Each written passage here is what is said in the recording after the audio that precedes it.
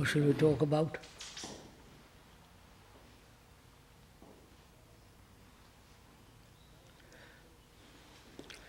You asked the other day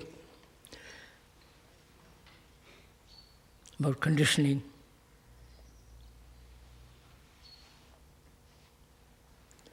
Attachment.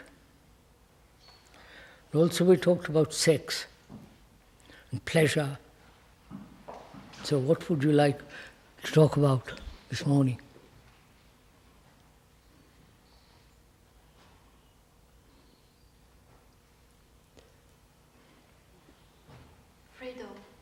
Freedom. Right. Should we talk about that? About responsibility. Huh? Responsibility. Responsibility. Responsibility. Responsibility. Responsibility. So, let's talk about freedom and responsibility, shall we? Shall we?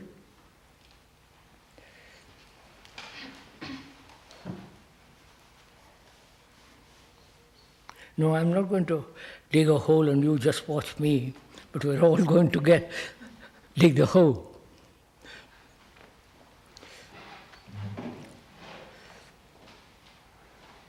What do you think is freedom?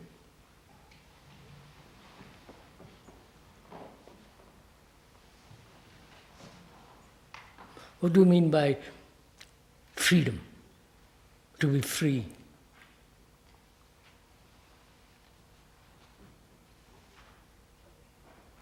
We generally think of freedom in terms of a reaction from something, away from something, right?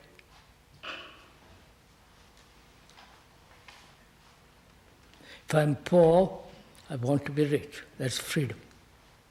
Away from what I am, something totally different from what I am. Right? Would you call that freedom? And is there freedom to, when you say I want to do what I must do what I feel? Is that freedom?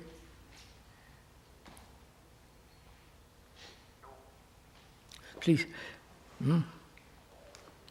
And what is the relationship of freedom to authority?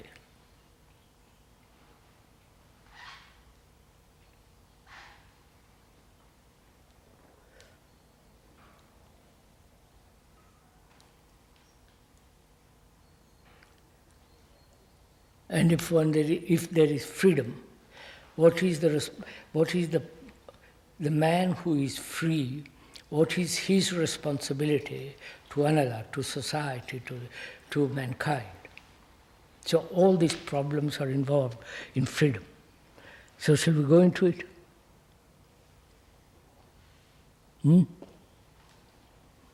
Yes? I mean, you really want to talk about it, don't you? It isn't a bore. All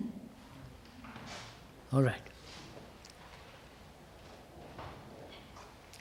We generally think of freedom as being free from something, right? If there is fear, to be free from fear. If there is pain, there is to be free from pain. And so on. So it's always, we consider always that away from is freedom. Freedom from something. Freedom from authority. Right? So before we can go into the question of freedom from authority, what do we mean by authority? What do you mean by authority? If your parents tell you what to do, would you call that authority?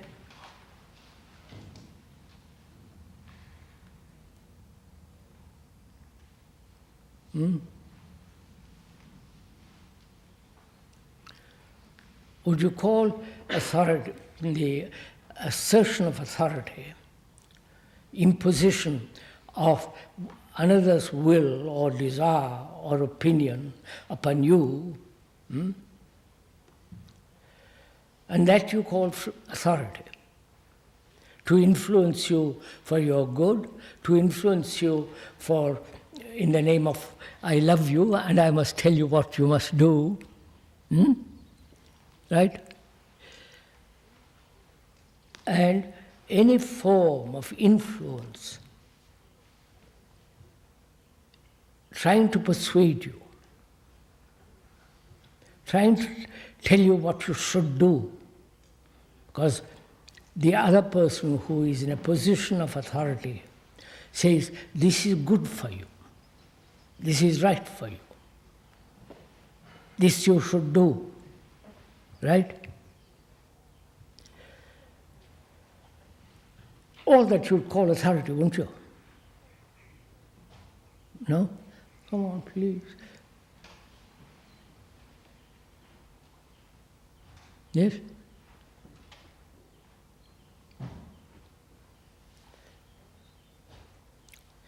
And if there is no authority at all, completely, there is nobody is telling you what to do, what would happen?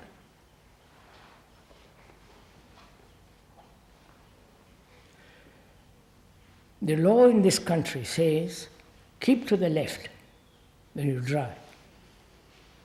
When you go abroad, it says, keep to the right. And if there was no authority at all, what would happen? If there was no policeman to tell you, keep to the left, or indications, keep to the right, what would happen? You'd have an awful mess, wouldn't you? Huh? No? So where do you draw the line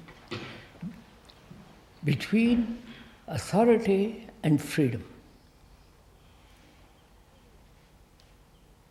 Here we are in a small community of 100 people or so.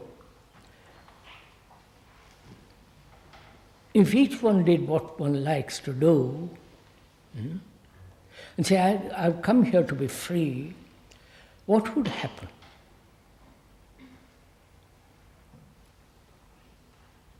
What? I was in a school in India several years ago where we said, let every student do what he likes, because they misunderstood authority. And for a week, the principal said, all right, there is no authority here, do what you like.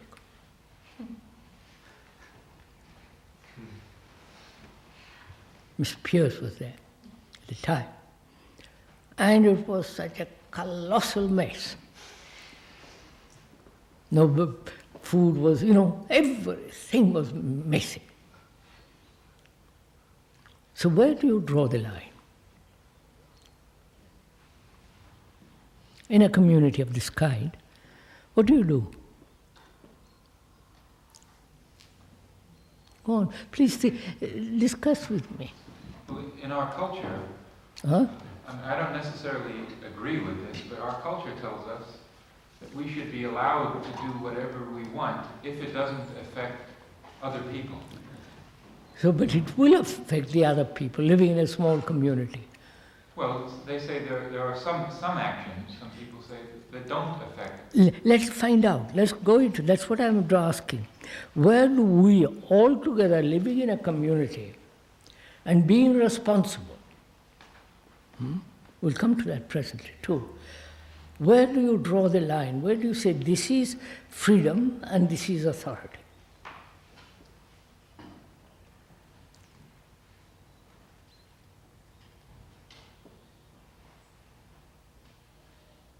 Well, there are certain things that have to be done here. Huh? There are certain things that have to be done here. Yes. Why do things have to be done? Who do you draw the line where? Well, that doesn't require authority because it's a necessity. There isn't any one person to tell you. You may think that is necessary. I may not. like cooking food.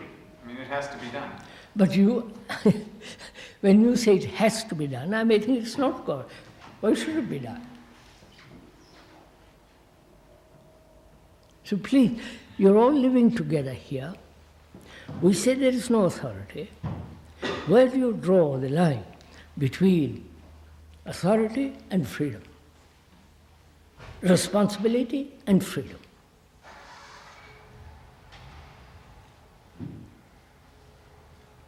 I think there's a difference between authority that follows necessities. Huh? There's a difference between authority that follows necessities And and authority that follows egoistic aims. He said that there's authority that follows necessity and authority that follows egotistical aims. if we all agree, after considerable talking over together, that we should all be punctual for meals, would there be any authority? We all agree, right? Would there be any authority? Oh, come on. No, it's a common agreement. So, when we all talk things over and reasonably, clearly see the thing together, then there is no authority. We all do it, naturally. Would you say, right? So, do we see clearly and reasonably and clearly that if each one does what he likes, there will be utter chaos, right? But if you want to do something and you come up against a whole group of people like us, and you said yesterday you agreed, saw the reason why you should do this or that, and you suddenly change your mind, and if somebody says, look, you agreed, and why don't you do that, you then tell me or other that I'm authoritarian. Right? So where is your responsibility? Come on.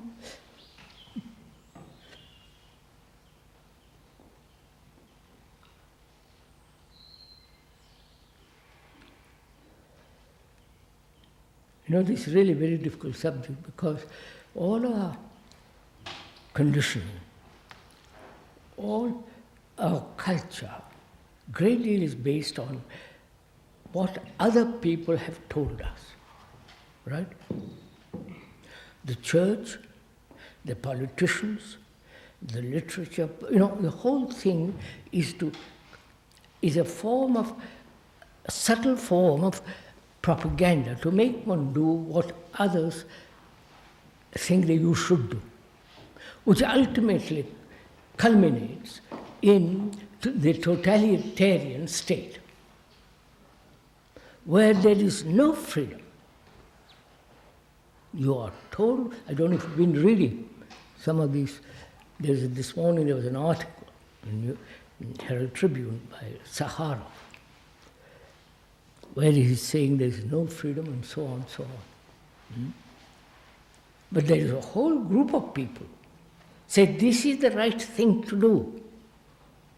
The Politburo tells you exactly what to do. And if there is any dissent, any freedom, say, no, I don't think so, you're punished. Right? The Catholic Church did in the old days, through Inquisition, excommunication, burning, torture, and all the rest of it. The same thing is being done politically in Russia, in the totalitarian states. Right? Fortunately, in this country, in America and in Europe, Western Europe, there is no totalitarian state so far. So where, as a group of people, trying to live an intelligent life where what is the place in their life with regard to authority? Go on, sir, I'm talking. Well, we must make it clear if we are not in agreement. I mean, if there is something put up and we are not in agreement with it. No, all right.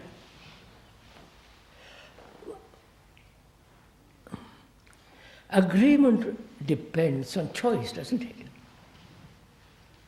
You say something, and I don't like what you say, and I choose to go in the opposite direction, or I have my own ideas. So why should we have choice at all? Well, I think we must see if there's choice. Wait, sir. Wait. Why should we agree or disagree about being punctual with regard to lunch? Say, I'm taking a most absurd example. Why should there be agreement? We all talk it over together, reason together, see the necessity of it, the convenience and so on, and it's finished. There's no agreement or disagreement.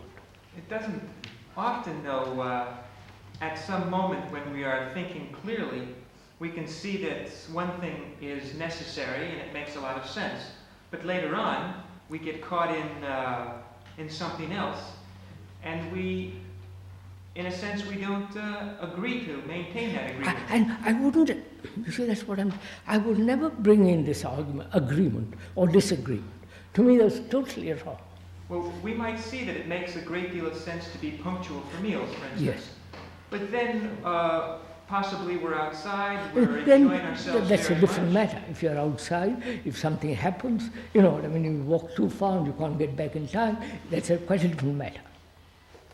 You apologize and you have cold food, but you quickly eat and get on, so be out of the kitchen, out of the dining room.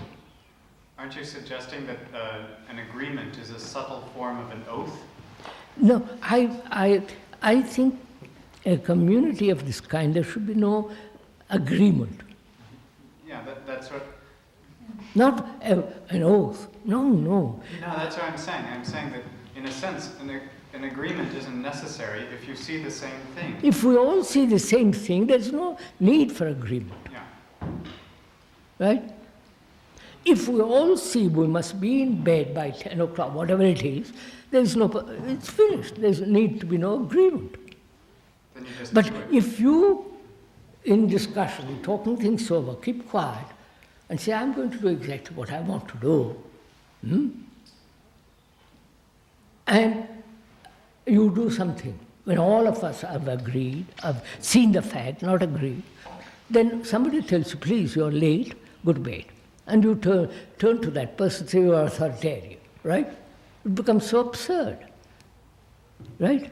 I don't know if you see this. So, but if you're in disagreement, No, I don't use the word in agreement. okay, if you don't see what the other people see, Look, Shankar, if you all see that's a carpet, it's a carpet. yes, sir, but when everyone else sees it and you don't, it's difficult to keep saying I don't see it. Which are the things over which we totally see differently?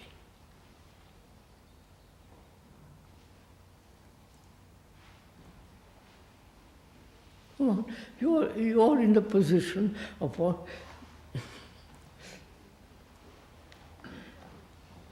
If you are in disorder, inwardly and outwardly, you are creating the authority, aren't you? Huh?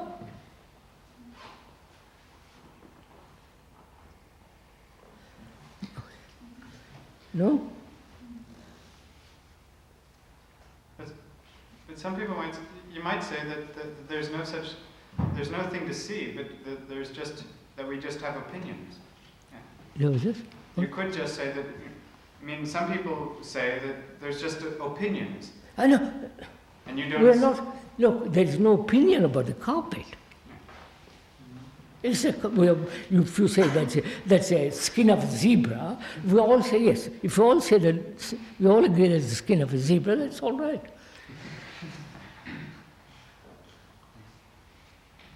You're picking very easy examples. You know. I take You're not most picking- complicated examples. I like to discuss it. Go on.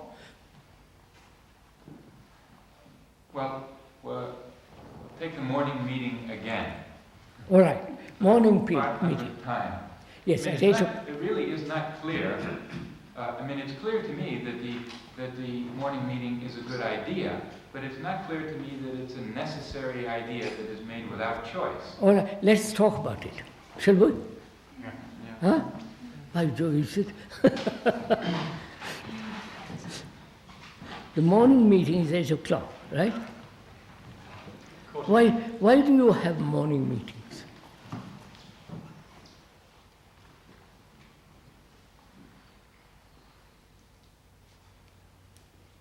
Oh, tell me. Those who want it and those who don't want it. Those who want it, why do you want it? Why do you want to meet at 8 o'clock? And those of you who don't want it, why not? Why don't you want it? Because you want to get up late? Please go into it. Well, it seems a nice way to start the day. Huh? It seems a nice way to start the day, to start the runnings of the school. No, not run the school. Why do you want to meet at 8 o'clock in the morning? Why? And if there must be somebody here who says, I don't want it. Why? Why don't you want it?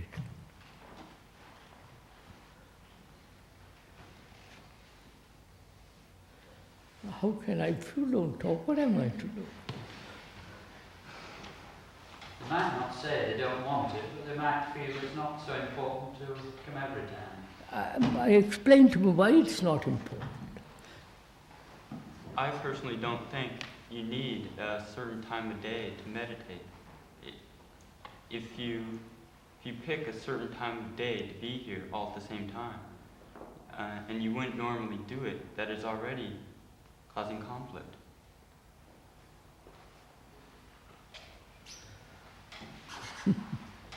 You're not giving me reasons why you want to meet in the morning and why you don't want to meet in the morning at 8 o'clock. Krishnamurti, I think he did explain why he didn't want to meet in the morning. What? He said that to meet regularly every morning when you're not used to it. Would create Is it a conflict. matter of habit? If you are going to 8 o'clock because you have got into the habit of it and go there, is it a matter of habit that you go there because you're used to cleaning your teeth at 7:30, so you clean your teeth at 7:30 and go to a meeting at 8 o'clock because that's your, is that the reason you go? Out of habit? It seems we're not clear on the. I don't think we're not clear on the intention of. All right, let's get clear. Shall we? Shall we get clear? Do you agree? Those of you who want to go, those of you who don't want to go, let's both of us meet and let's make it all very clear, shall we? Huh? What? All right?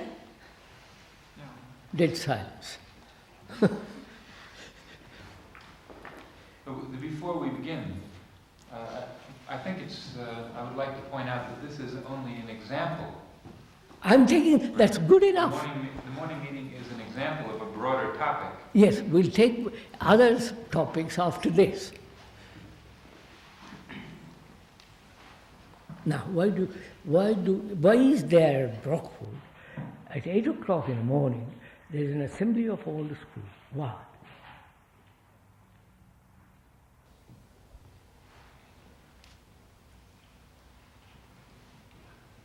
I was partly responsible for the instigating of this.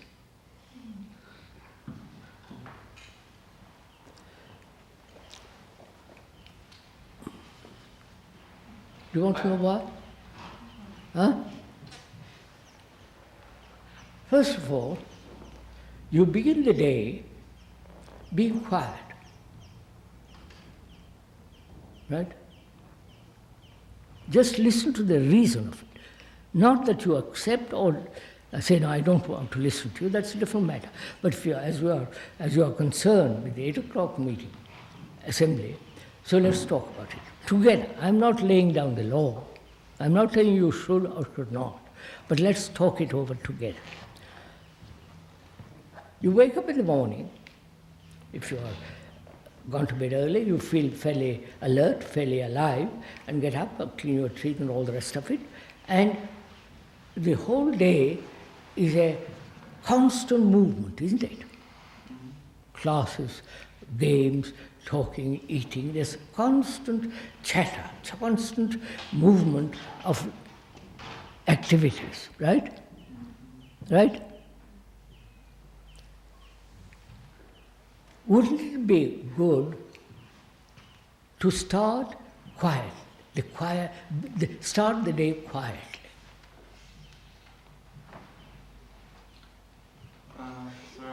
What happens when you meet the assembly? There, either you are still sleepy because you didn't go to bed at the right time, or didn't eat properly at dinner, played too much, or talked too much, or whatever you did. So you come to the assembly rather tired already. Right? Oh, come on. And so you wake up, say, at about 10 o'clock or 9 o'clock, when when the school begins. Then you are never feel that your whole body, your mind, everything is quiet. Isn't necessary to be quiet sometime during the day? Huh? What do you say? No? Isn't it necessary?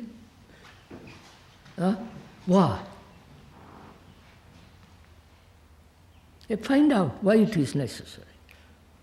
I think it helps you to be clearer on things.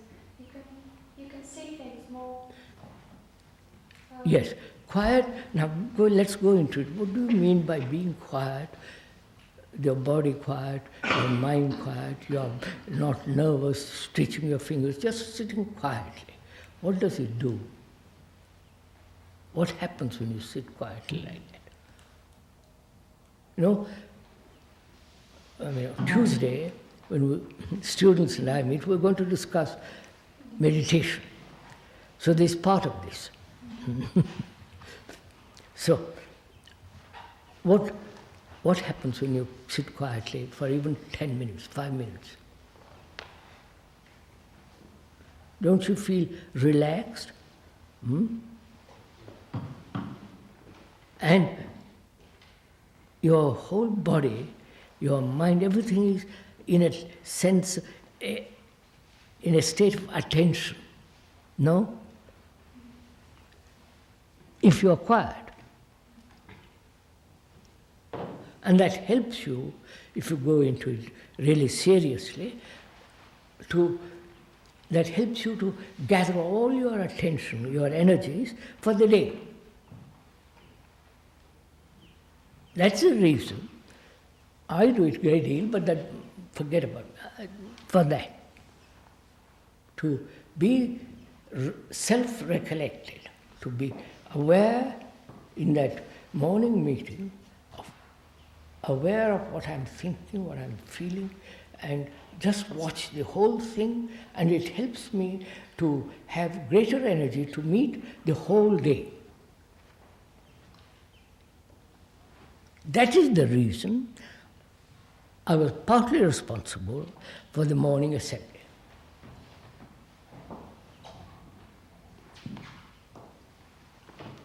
If you can do that same thing, which is collect all your energy to observe, to be quiet, to listen.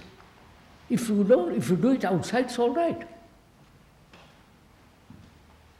But if we do it together, as because we're all young, it helps we help each other. Right? Do you object to this? No, it's not all the time like that. Huh? It's not all the time like that. What? Yeah, sometimes you're sitting in... No, I said morning assembly only. Yeah, that is what I mean. You're sitting there and feeling that there are some people very vivid. They are not quiet, yes. And you're sitting there and you feel this somehow. He says sometimes you can feel that there's a lot of people that aren't quiet like that. Is that correct? Now, if we all see the reason of it together, you understand? Explain reasonably the whole point of meeting in the morning. If we all see the importance of it, we do it. But do we all see the point of quietness? Huh? I wonder if we all see the point of quietness. Many days start with noise, for instance. I know, that's why. Do you see the importance of being quiet in the morning? For 5 minutes.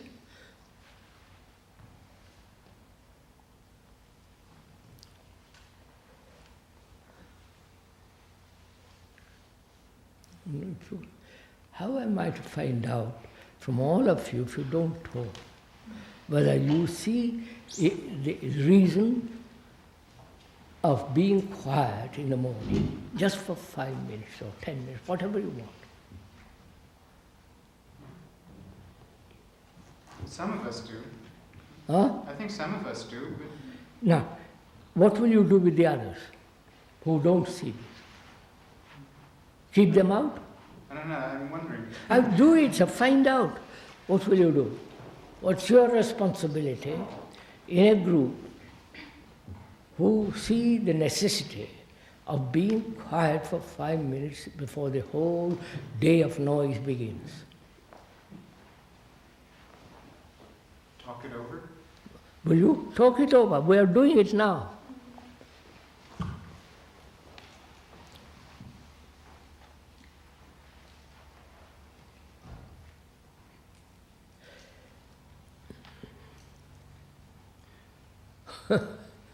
It seems important to be quiet, and that, well, we were talking about observation the other day, and Arabella was just talking about this too. If we're going to learn about authority and such like that. I'm just asking, we began with authority, all that step by step. Now, Mr. Joe raised the question. A morning meeting, assembly. As an example, is anybody forcing you to come? I think Or is there a general atmosphere of being forced or urged to go there? Mark, say. Yeah, there seems to be that atmosphere.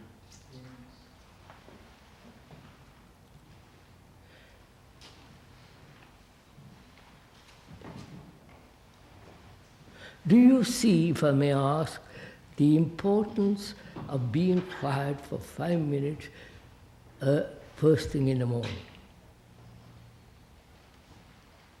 You know, I suggest in India, in the school, various schools, to start not only the day, but each class. Stop being quiet for 5 minutes before information and all these things. Because then in that, when you are quiet, you gather the energy to meet the lessons, meet the whole mathematics and all the rest of it. It helps you tremendously. Then because in that quietness, you learn to pay attention.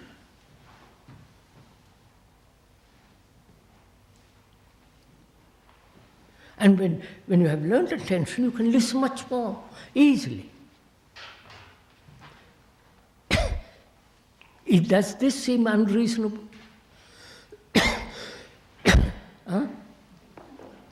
then what is why then is there a division amongst us? Why some of you agree, not agree, some of you see the importance of being quiet in the morning, you have reasoned it out, and you see it's necessary to be quiet, but why don't the others see it? Are there others who don't see this? I think there are people in our culture and in our school that don't really see the necessity of having some quiet. And so, what will you do? This whole section says yes, good idea. This whole section, suppose, says no. How will you deal with this? We are all living together. I think the problem is a little bit different, Krishnaji. I think that I might say, yes, I see that it's important to have quiet in the morning, but then when the morning comes, to get out of bed, my nice warm bed, it's so difficult that my scene of it becomes clouded. And I wouldn't put it as your seeing of it clouded. You are giving a wrong reason. Either you are lazy. If you are lazy, why are you lazy? And when you are young, why are you lazy? It's all right for old people.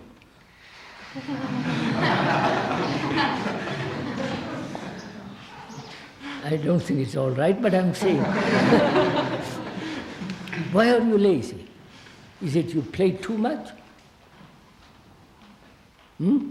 Find out. You see, you don't really. Is it you go to bed with having too much to eat food inside your tummy so you can't properly go to sleep? Is it that you have talked too much? Because if you see the importance of a morning assembly, then as that is tremendously important, you adjust everything to that.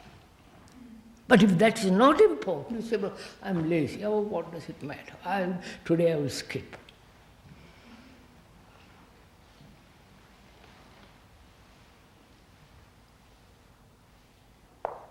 I can see the importance of being quiet at the morning meeting, but I think it also tries to create a mood.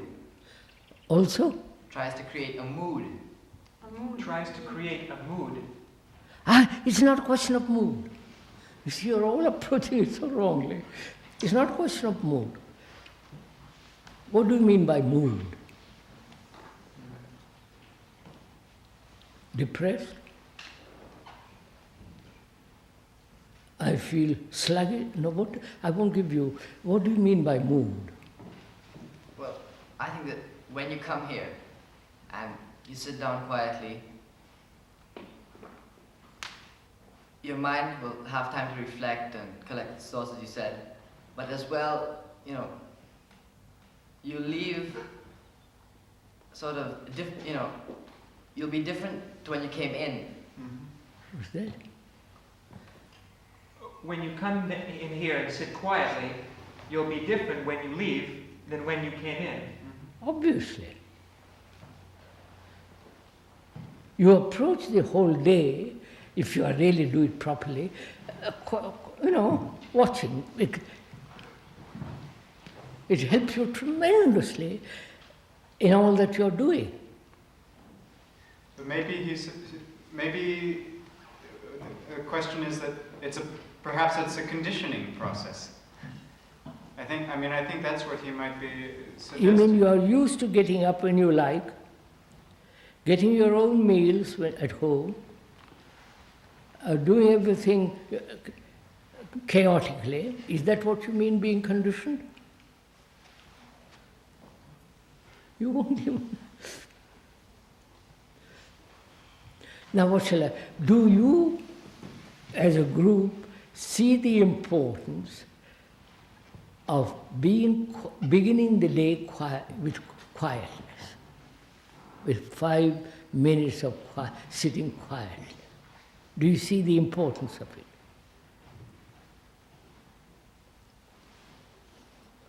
Do you? If you do, how are you going to tell the others or help the others to see the importance of it?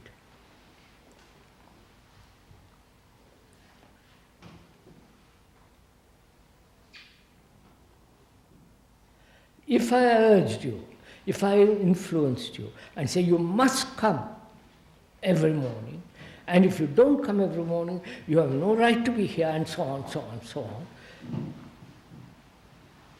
and I force you to come, then you sit there with anger, rebellion, and feeling annoyed, and you're not quiet. So can you come voluntarily, easily, happily, because it's explained to you see the reason of, come to there and sit quietly. What's wrong with it? I feel I go to it voluntary and I enjoy it, but I don't see it as a necessity. I won't use the word necessity. If you enjoy it, you feel it's good to do it, right? Yes. Now, wouldn't you like to do it every day? Yes, I don't like missing it. Yes, you like to do it. Yes. Then what's the point? Well, I don't see it as a complete necessity, though. She doesn't see it as a necessity. All right, don't see it as a necessity. You like it. Full stop. That's all right. So, but, I like it and I want to come. Tomorrow morning I want to have a longer shower. See, because at that moment I like that. And so, that's what usually happens. Look, Shankar, if you like to do something very much, really very much, and you feel I enjoy it, then you make everything fit into that, don't you? Don't. So,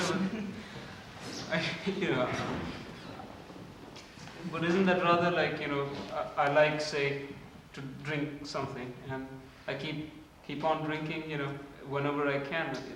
I don't understand that. I had to go to the dentist yesterday. I really didn't want to go.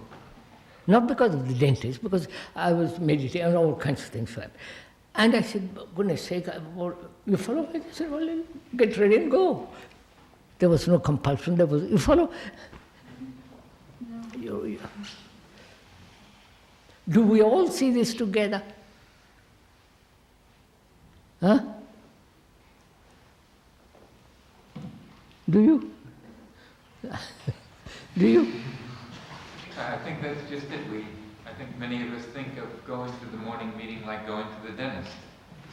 Wait a minute. I went to the dentist, not afraid. I was saying, well, if it hurts, it hurts. We'll see what happens. You see, But, what you're saying to me is that at first, it may have only been a small instant of time. There was a kind of, something that said, well, I don't want to go to the dentist. Because I was doing something much more important. I was meditating and something etc. much more important than going to the dentist.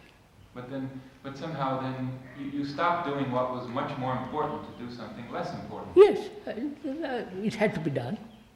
And I think some people don't see the morning meeting as being important. Yes, that's what I'm asking. It's something that has to be done. That's what I'm asking you. How am I to deal with a group who keep quiet? It seems like people who see how important it is speak up. See what I mean? The people who don't see the importance keep quiet, so we can't get anywhere. I mean, we're stuck. Shall we drown them or what? But it's just those people who then talk about authority later on. Yes. They're being made to do what they don't want to see. So is it gradual persuasion, gradual forcing you to do something, or we are together working working together to awaken intelligence. You follow what I mean? Are we working together to awaken intelligence, or are we together here to force each other to do something? I think we must be clear on that first. Remember when the first day when we all met, when the school began, I talked about this a little bit, the awakening of intelligence. That's the function of this school. Not only to help you to pass examinations if you want to, but the primary reason for the existence of Brockwood is to awaken this kind of intelligence, so that you could meet this tremendously complex life intelligently. If you say, sorry, I don't want to be intelligent, then that becomes quite a difficulty. But one presumes, perhaps wrongly, that you have come here not only to acquire academic capacities and so on, but also to have this tremendous quality of intelligence. And intelligence tells me, sit quietly in the morning. I see the importance of it. I sit quietly in the morning. Nobody forces me. Nobody tells me I must or I naturally do it. It's like cleaning my teeth, washing. It's natural. But if it is unnatural to you, take time. Inquire into it. Don't say, I don't want to do it and be mulish about it. Find out, inquire. That's part of the awakening of intelligence. To me, it feels like an extension of all the activities of the morning. Like you get out of your bed and you brush your teeth, and you get in your clothes and you wash yourself, and then in that time my brain starts working at full speed, thinking about what I'm going to do the rest of the day and what has to be done. You see, you have to really, if you want to go into it very deeply, it's a question of living without habit. You follow? Because habit becomes mechanical. And practically all our life is mechanistic. Now, to find out to live without habits, mechanically doing things, that is part of intelligence. If you clean your teeth mechanically, then you're not cleaning it properly. But if you say this, do it without habit, you clean it much more.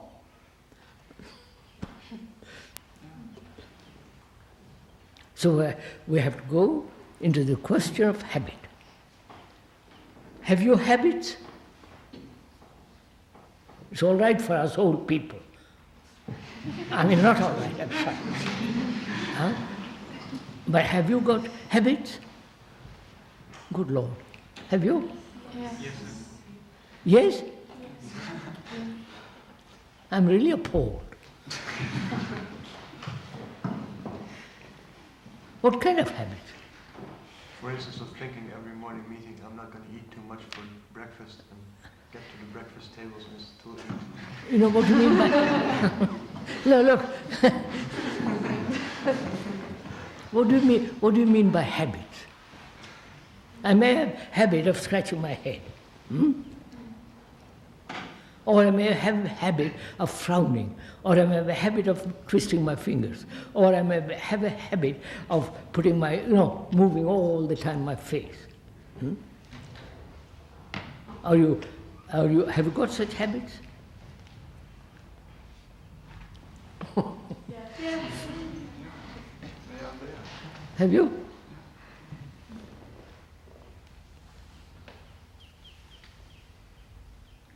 Why do you have such habits? You know, when you have a habit,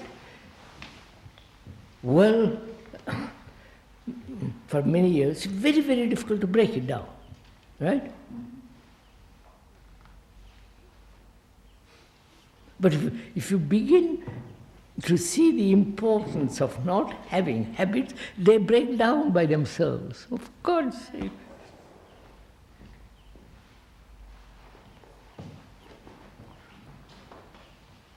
Is it a habit to sit quietly?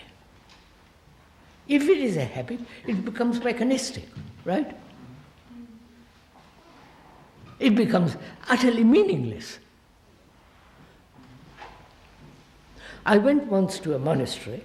I was there for a week, more than 10 days or fortnight. And I had to follow routine. 2 o'clock in the morning, 6 o'clock, and so on, so on. Everything was done by the bell. Habit was formed. And I didn't want to do it through habit. So gradually I eased myself out of that monastery and let them carry on what they want to do. And so could you have stayed in the monastery and done all the things they were doing in a completely different way, not mechanistically? I couldn't do it there because it's their monastery. What does that mean? I was a guest there. Yes, but could you not have followed whatever the program was, but done it with it instead of doing it mechanically? They got up at 2 o'clock in the morning. Yes. And prayers, so, till a certain time. And I thought it was nonsense, all those prayers. So I went there and sat with them, but nothing happened. I kept quiet to myself. I was meditating in my own way and let them chant and carry on about Jesus. It meant nothing to me. Well, isn't that, in a way, perhaps parallel, that there are some here who feel that, these people want to sit quietly every morning? That's what I want to find out. I said, that's why, let's talk about it.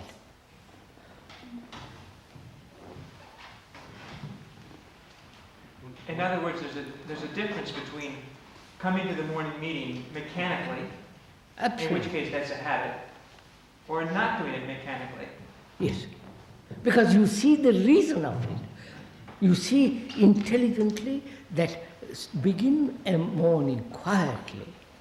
It gives an extraordinary feeling of the rest of the day. When you say quietly, do you mean through meditation?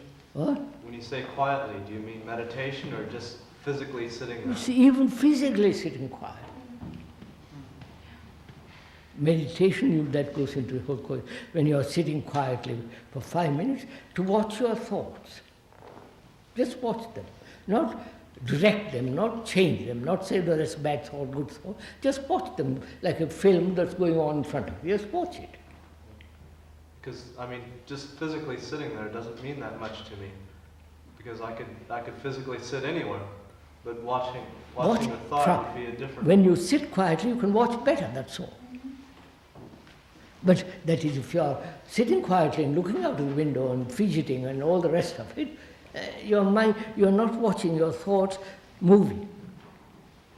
Or, I won't go into much further, which is whether the thoughts themselves become aware of their movement.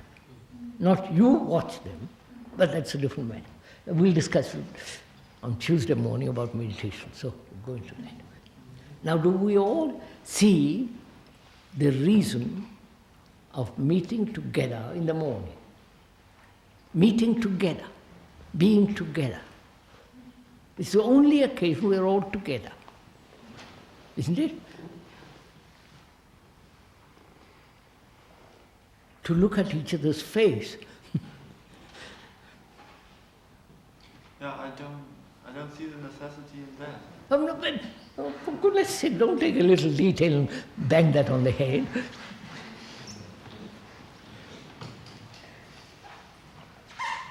Do we see this?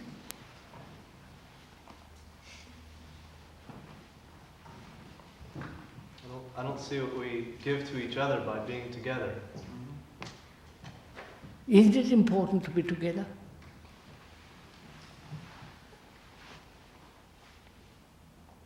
Here we are, all of us sitting together. Huh? Isn't it important to be together?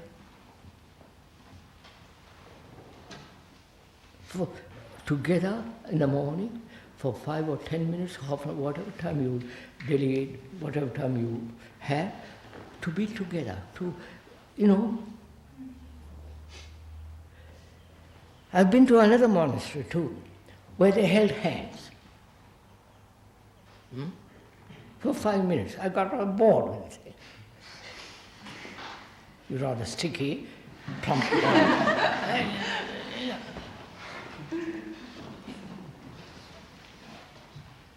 So the idea behind all this, I'm sure, is that we all sit together and be quiet together, look at things together, not you look at it and I do look at it. Together we all look at things. Because together we have created this monstrous world. You follow? So to change this, we have to do it together. And that's why I feel one of the reasons of morning meetings.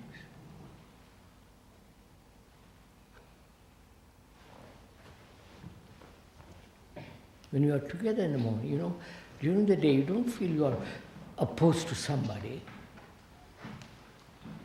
I don't know, it's much deeper than mere superficial coming together and sitting there for a while, being bored and angry and all that. But together, sitting quietly, you begin to have a totally different kind of feeling about life.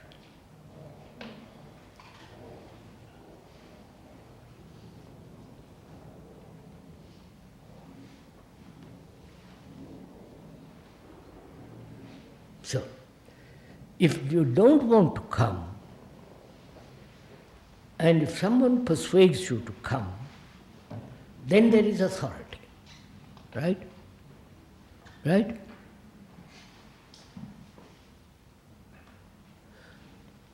So, are you, because you are lazy, because you are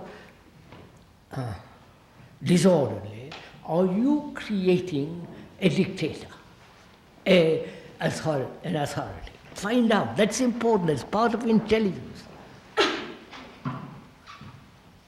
If I keep my room in disorder, Mr. Zimbalist comes and says, for goodness sake, I have to put things up. Why don't you do it yourself? And I don't want to do it. I say, and then I call her authoritarian. Right? But if I keep my room in order, then it's finished. There is no authority. So, but that could work, say, when you talk about Russia, for example. If everyone just did what the Politburo wanted them to do, there would be no authority. What? What you're saying is that, for example, in Russia, if everyone just did what the Politburo wanted them to do... No. Russia, look, sir, don't... In the capitalist world, they have done what each person thinks they ought to do, right? Then socialism came, and then the ultimate of that is the totalitarian state, which is to control man and make him live according to the pattern of some rulers, Marx, Lenin, Mao, and so on. Right? Like the church has done this before, the Roman Catholic Church. It's the same pattern done differently. So here we are trying not to do that. Here we are saying, let's all be intelligent about everything. Which means let's talk over together. If you don't see it, I'll take time, trouble, point it out 10 times. But please see it. Please understand this. In that there is no authority. And if you don't do it after, say, yes, I see it very clearly today, I think, and tomorrow you do something contrary to what you have seen, then I come and say, look, please do look at it. Don't call me authoritarian, because I remind you of it.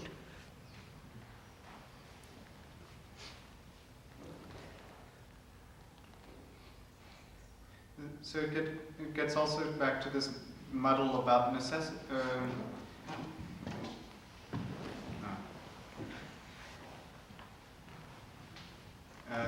What needs to be done. All right. Now let's talk about responsibility. What do you mean by the word responsibility? To be able to respond to... Your parents are responsible for you because they have brought you into the world. And they feel, because you are their daughter or son, they send you here and they feel responsible and they feel this kind of school will help you. So they feel responsible. Care, affection, to see that your mind works properly, that you are intelligent, academically in other directions. So they send you here. They are responsible to respond correctly to you. You understand? You understand? Responsibility surely comes from the word to respond. To respond correctly. If a parent is conditioned, as they generally are, and they are responsible to that conditioning and make you conform to that conditioning, right? They feel responsible. That is, they are responding according to their conditioning. Are you following? So, to respond correctly, truly, accurately, if I have no conditioning, please listen, this is very interesting this. If I have no conditioning, how do I respond correctly to you? You understand my question? You come here conditioned, aren't you? Huh? Yes? Now, you will respond or react according to that conditioning. That conditioning is either American, Russian, or whatever it is. So each conditioning divides. Rather, let's put it the other way. All conditioning is a divisive process. Right? Is this becoming too difficult? You understand? You're conditioned as an American, suppose, and I'm conditioned as a Hindu. I will respond to my conditioning. You will respond. So, your conditioning and my conditioning divides you and me. So, all conditioning is a dividing process. And all of us feel responsible according to our conditioning. Right? Now, if you are free from conditioning, and I am free from it, what's our responsibility? This is part of intelligence. You understand? We're awakening the intelligence. Listen to it carefully. It's very interesting. I just thought of it. Most of us respond according to our conditioning, right? And and to carry out that response is our responsibility. If I am your father, mother, and I am conditioned as a Catholic, whatever it is is my responsibility to see that you become a Protestant, a Catholic, a communist, whatever it is, right? conditioned to be able to respond to our conditioning. Therefore, that conditioning is dividing process. Therefore, there's conflict between us. Right? Do you see this? Now, are you free from your conditioning? Work at it. Don't say no and remain there. Break it. This is part of our intelligence, the awakening of this intelligence. Now, when you and I are free from our background, what is our responsibility to each other? Oh, come on.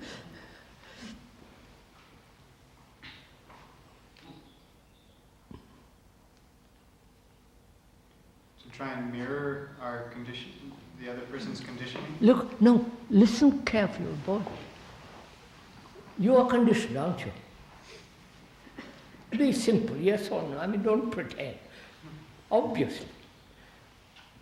Because you are conditioned, your responsibility is according to that background. In dealing with me, or dealing with anybody else. So, your responsibility is according to your conditioning. Right? And that conditioning is a divisive process, dividing process. Now, do you see that? Do you intelligently, because you have talked it over, we pointed out reasonably and explained the consequences of conditioning. If you really see that, it's gone. You're no longer Protestant, Catholic, this or that. Then you're a human being. And what is then your responsibility about anything? Oh, God. Well, if you follow the logic out, what you're saying logically is that you have no responsibility. On the contrary. Oh, but you're saying... I'll show it to you in a minute. You have jumped to some conclusion. So would it, if there are two people who are not conditioned? No, don't imagine. First see what takes place when you are conditioned.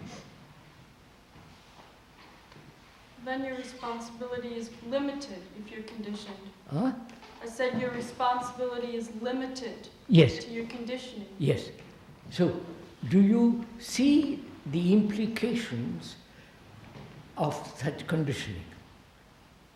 The implications, what's implied, what are the consequences of that conditioning? Look, I'm conditioned as a Catholic or a communist. I believe in Jesus. He's the only Son of God. Of course, that's a good exploiting thing for humanity. All right, leave all that. I believe in all that. I'm not only believe, that's my conditioning. You follow? I've been brought up in it. And you are not, you say you don't believe in Jesus as the only Son of God. You are a Hindu. You say, look, we're all sons of God. That's the Hindu theory. So, what happens to you and me? We never meet, should we? We may shake hands, we may eat at the same table, we may talk over together most pleasantly, but I'm a Catholic, you follow? So, it divides us, doesn't it?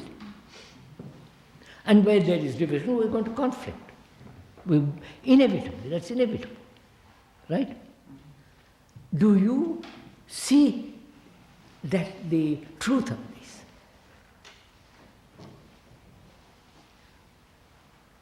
And because it's dividing, we feel responsible for one thing, for my sons, for my daughters.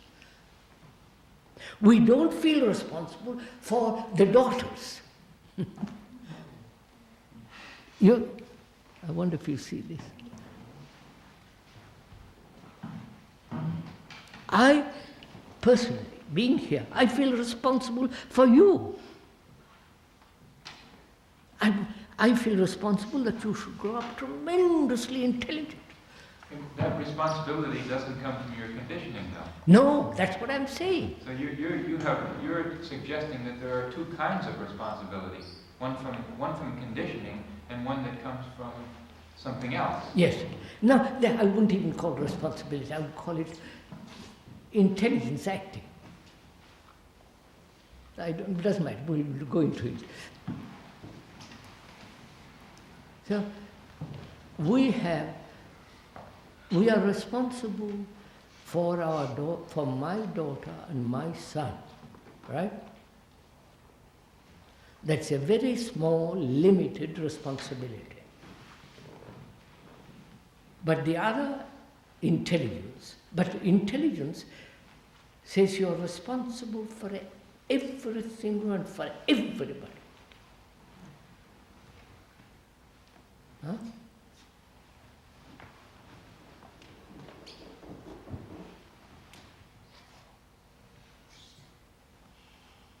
Love isn't just for my son and daughter. It's love. When there is love, which is intelligence, I love. I want to see that you're right, that you grow up properly, that you're good body, good mind, that you're intelligent, good taste, you appreciate beauty, and so you follow? Not because you're my son or daughter. Oh my. So, are you responsible in that sense? Responsible, which means, generally as it is understood, responsible responsible to the background, to the conditioning. You are responsible to that, and you act according to that to that conditioning, which becomes very small and very destructive.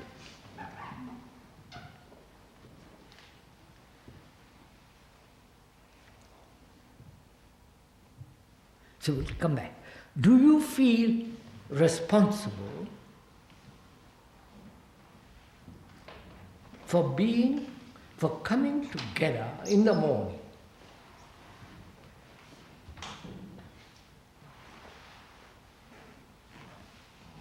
If you don't come in the morning, and I feel responsible because you follow? Not because I'm conditioned, I'm going to help you to see the beauty, the immense importance of starting a day quietly.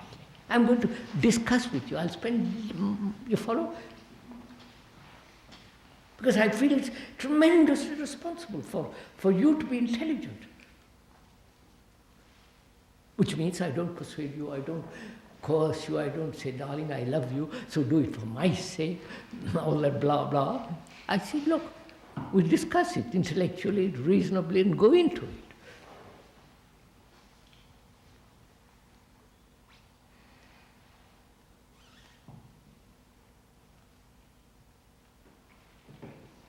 The responsibility of love is different from the responsibility of a conditioned mind.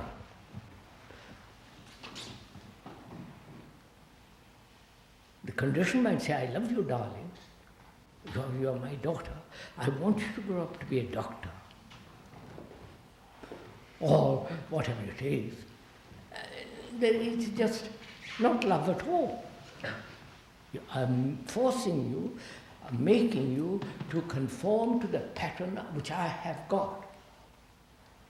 But if I have no pattern, then the intelligence says, look, please look at it.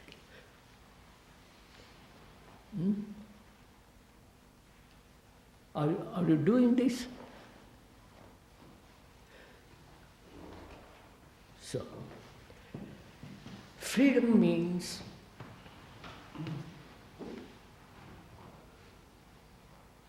the emptying of your conditioning. You cannot, there is no freedom as long as there is conditioning. Obviously. Right? You may be free within that condition. I'm free to go to the church, mass every morning. I'm free because I think I'm free, but because I'm conditioned to be a Catholic, and I feel free to go to the church. That's not freedom, right? Huh? Agree? See it? I won't use the word agree. So freedom, there is no freedom for a man who is in prison. As long as we are conditioned, we are in prison. Actual prison. You may not feel the walls of it, but there are walls around us when we are conditioned. You may improve the prison in which you are. Have more toilets, more bathrooms, better central heating.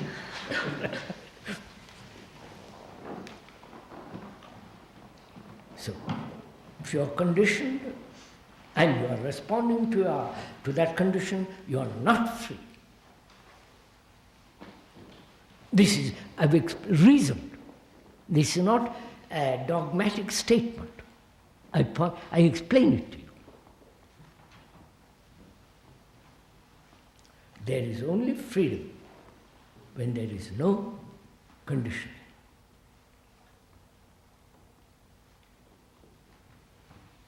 And would you then say that you respond directly to the thing, whatever you have contact with, instead of responding to your conditioning?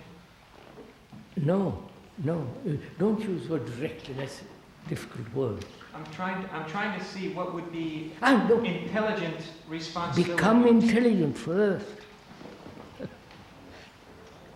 Don't say, what will intelligent man do? Then you are caught in a concept which you and I have created that becomes our conditioning.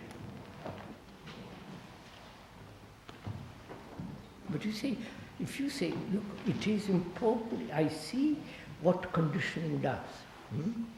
I see actually how it arose, because my grandmother, grandfathers, my generations past, they said I was a Brahmin, I must do this, I must not do that, I must eat this way, I must think this way, and that's my condition for centuries.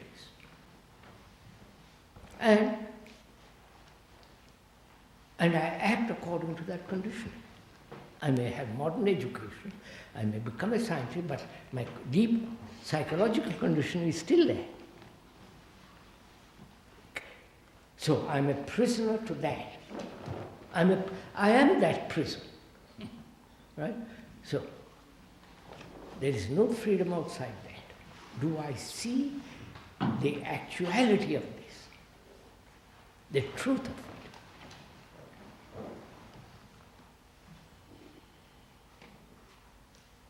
If I don't see it, I will say, why not? Why? You're not thinking about it. You're listening, you're becoming lazy, you're tired, it's lunchtime and so on. So let's stop it. We'll begin again tomorrow. Till you get bored with me.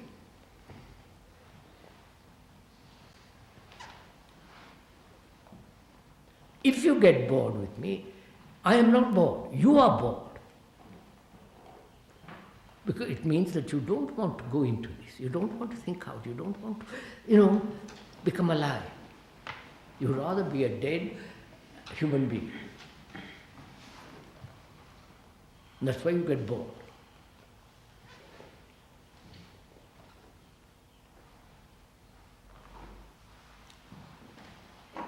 So it's an extraordinary thing when we have found out something which is really very interesting.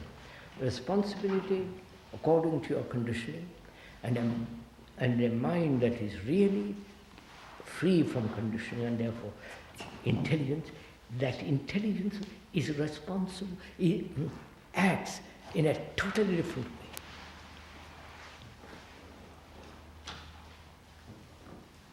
Love has no responsibility. I mean, that's an awful idea.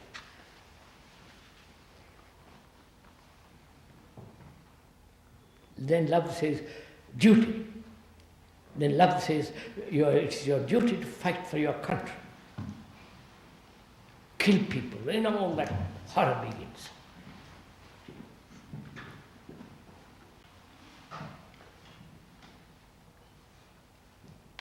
To say love can only be when there is no conditioning, and that love acts.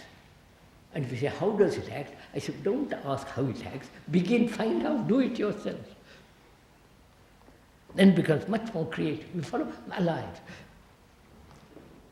I think we better stop, don't you?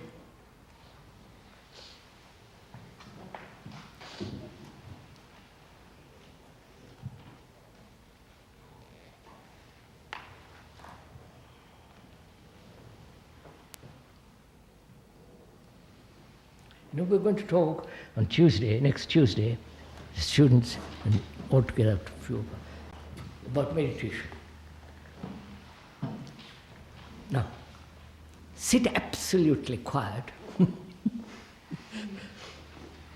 before we break up. Absolutely quiet. See what happens. Which means, please listen 2 minutes and then I'll stop talking. Keep your body very still, your eyeballs absolutely without movement. Don't force it, don't compel it, just watch the eyes moving, the eyeballs moving. If you watch it, they become quiet. And then your whole body relaxes. Do this for 2 seconds, that's enough, 2 minutes. See what happens.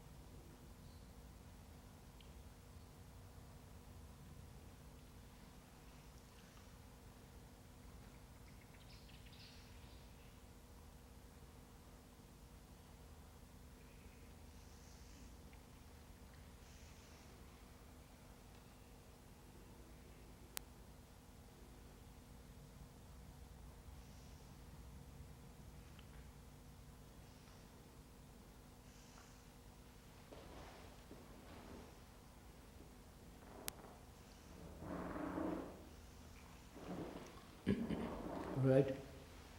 Did you notice something? In that quietness, there is no separation, you and I. Did you notice that? Huh? We don't want it.